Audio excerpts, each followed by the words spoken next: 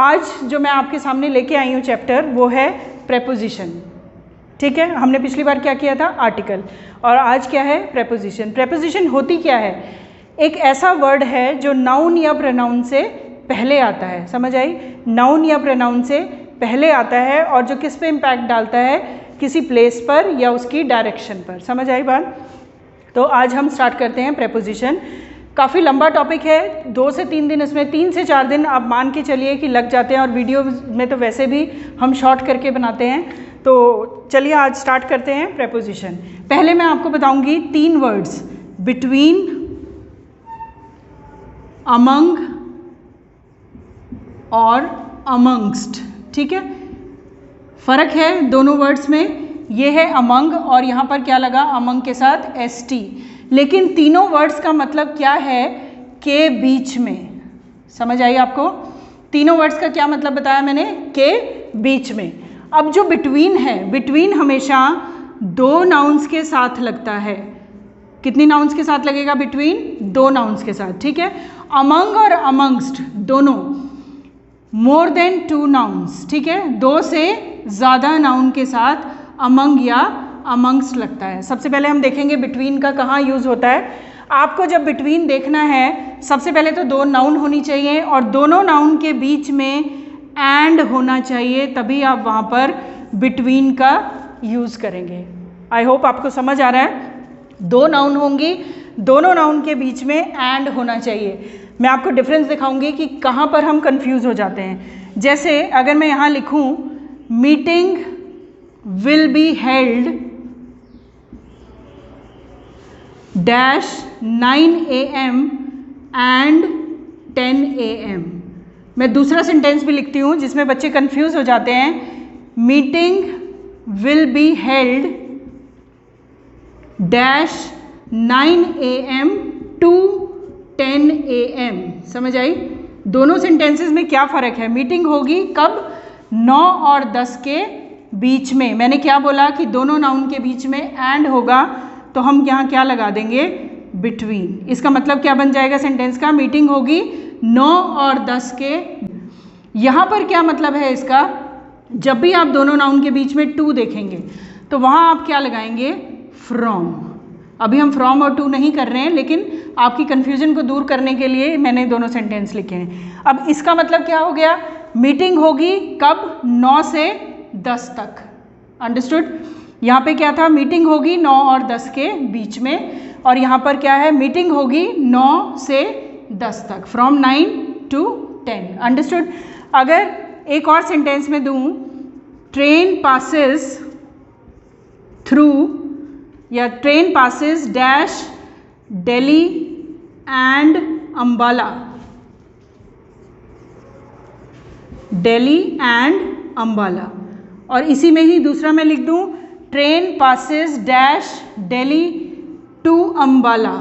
ठीक है, इसका मतलब क्या होगा, ट्रेन जाती है दिल्ली और अम्बाला के बीच में, एंड देखा आपने, और यहाँ आपने लगवा दिया बिटवीन। ठीक है, यहाँ आप देखेंगे 2, ये ट्रेन जो जाती है दिल्ली से कहाँ जाती है, अम्बाला जाती है, तो हम यहाँ लगाएंगे फ्रॉम। 2 आता है तो फ्रॉम लगेगा, एंड आता है तो बिटवीन लगेगा। समझ आई, 2 नाउन के बीच में एंड का होना ज़रूरी है, तभी हम बिटवीन का यूज़ करते हैं। लेकिन एक इसका रूल ये भी है कि हम 2 से ज़्यादा में कब यूज़ करेंगे।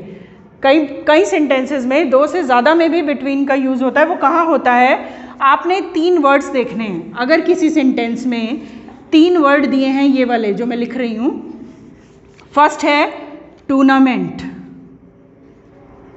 ठीक है, सेकंड है अलायंस, अलायंस का मतलब होता है गठबंधन, संधि। ठीक है, थर्ड है डिस्प्यूट, डिस्प्यूट का मतलब क्या है, लड़ाई झगड़ा। ठीक है, टूर्नामेंट और मैच में फ़र्क है। अगर सेंटेंस आ जाए, मैच खेला जाएगा 2 टीमों के बीच में, इंडिया एंड पाकिस्तान, मैच जो होता है वो 2 टीमों के बीच में ही होता है, और जो टूर्नामेंट होता है मोर देन 2। लेकिन हम यहाँ पर भी बिटवीन ही लगाएंगे, क्योंकि हमने वर्ड ये तीनों कैच करने हैं। अगर सेंटेंस में टूर्नामेंट दिया है, a tournament will be played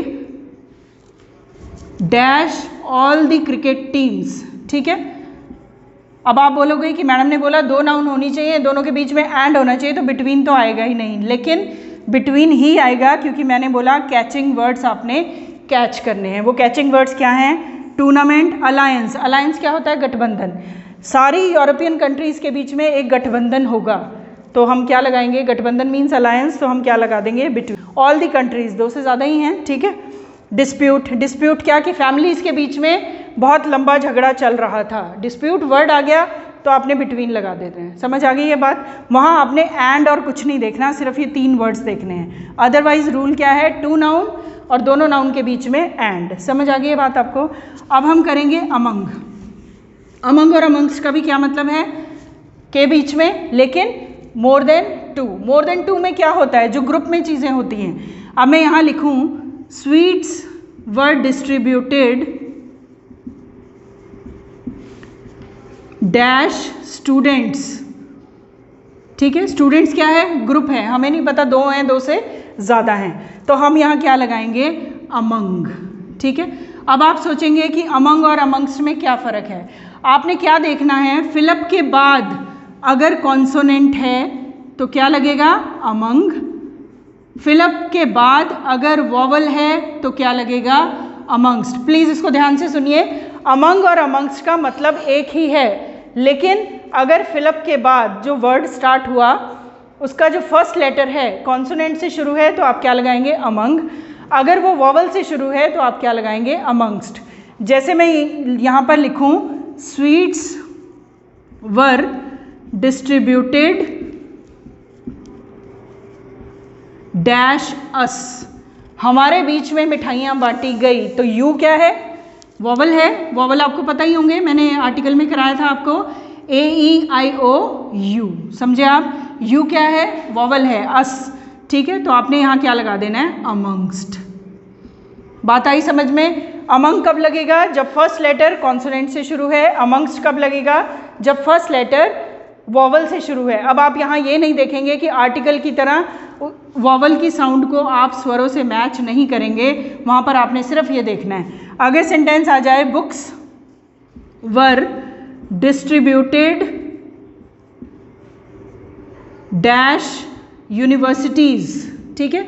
universities के बीच में किताबें बांटी गई। यूनिवर्सिटीज़, यू क्या है? वॉवल है, आपने क्या लगा देना है? अमंग्स्ट। समझ आई?